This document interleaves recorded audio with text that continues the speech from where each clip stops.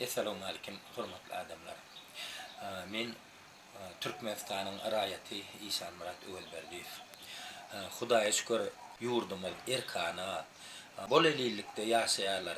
Ana Hudaýa şükür biziň şäherlerimiziň ösüşi gaty ýokary derejede ösýär. Gurulýan deskalar, gurulýan jaýlar, okuw jaýlar, ýanky çağalar edaralary, mektepler, ýokary okuw jaýlary, saglyk öýleri bulan hemmesi halkyň eşredine hyzmat etmek üçin döredilýär. Ana owalarymyz hem şähere deňleşip barýar. Buňa bolsa biziň raýat höküminde gaty buýsan ýas, gowan ýas. Ähli ýurtlaryň içinde biziň ýurdumyz asuwdalyk, hiç gylyk galmagal ýok, asuwda. Erkana işläp, erkana ýaşap, döredip ýörmeli ýurt.